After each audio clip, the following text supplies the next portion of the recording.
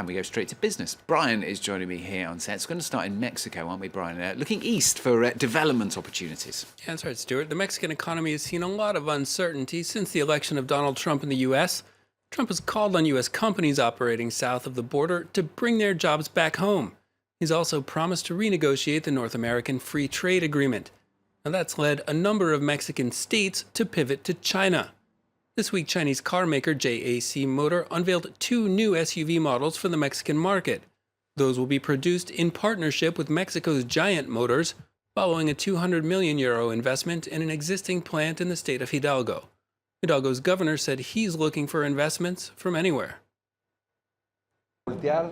We are going to turn to the east, no doubt, as we are doing.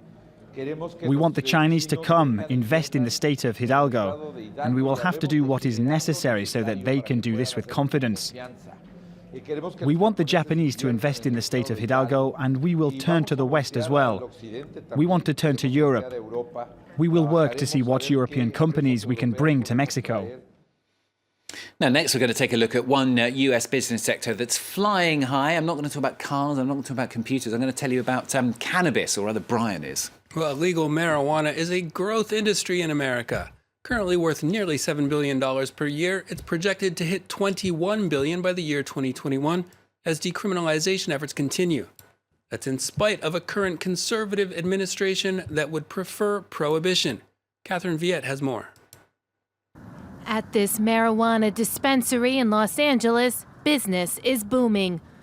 Owner Brett Vapnik expects sales to triple next year when California will begin allowing pot to be sold for recreational purposes. Already, 29 states and the District of Columbia have medicinal use laws on the books. In addition, 8 states and D.C. also allow recreational use.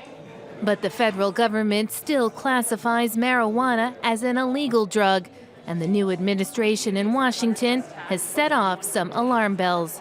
Attorney General Sessions is a vehement prohibitionist and an anti-marijuana person, so it's difficult when the head law enforcement person is so adamantly against the industry you're in. Of course, it's a cause for concern. Still, the industry is growing at a record pace. Pot sales in the U.S. hit $6.9 billion in 2016, and it's projected to reach $21 billion by 2021. In Colorado alone, the cannabis industry is responsible for 18,000 full-time jobs, generating an economic impact of nearly $2.4 billion. Thanks to marijuana excise taxes, or sin taxes, the Tax Foundation estimates that U.S. tax revenues could reach $3 billion. Most of the states where the drug is legal have used those taxes to fund education and drug treatment programs, as well as investing in schools and health care. Yeah, not sure if cannabis is affecting the markets, but how are the markets looking, Brian? Well, European shares keeping calm and carrying on after yesterday's Brexit trigger. They've also had some reassurance from the European Central Bank on its bond buying program. All 3 major indices showing some early gains. Asian shares in general slipped on a stronger dollar and Brexit nerves. Korea's Kospi index down 1/10, the Nikkei and the Shanghai Composite both down in the neighborhood of 1%, and the Hang Seng down nearly 0.4. Let's take a look at some more of today's business headlines. British insurer Lloyd's of London has announced that it will move 100 jobs from London to Brussels due to the UK's decision to leave the European Union. The move will establish a base for a new subsidiary there that's intended to ensure a European presence following the Brexit trigger. Lloyd's currently employs 600 people in London. It wants to have its new hub up and running within 2 years when the UK leaves the EU. And the American subsidiary of Spanish bank Santander will pay nearly $26 million to settle investigations into its role into subprime auto loans. Probes in Massachusetts and Delaware accuse Santander of facilitating high-interest auto loans for car buyers who couldn't afford them, then packaging those loans into investor securities. The settlement is the first in connection with U.S. investigations into subprime auto loans. Now, finally for business, a devaluation of the pound that for once is totally unconnected, isn't it, Brian, to Brexit? Yes, all eyes, of course, have been on the price of sterling in the world's currency markets, but consumers in the UK are finding it less valuable for a rather prosaic reason. It won't fit into the vending machine.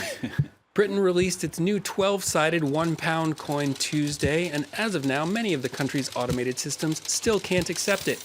From railway ticket machines to phone booths to supermarket trolley unlocking systems, the new pound is having trouble fitting in.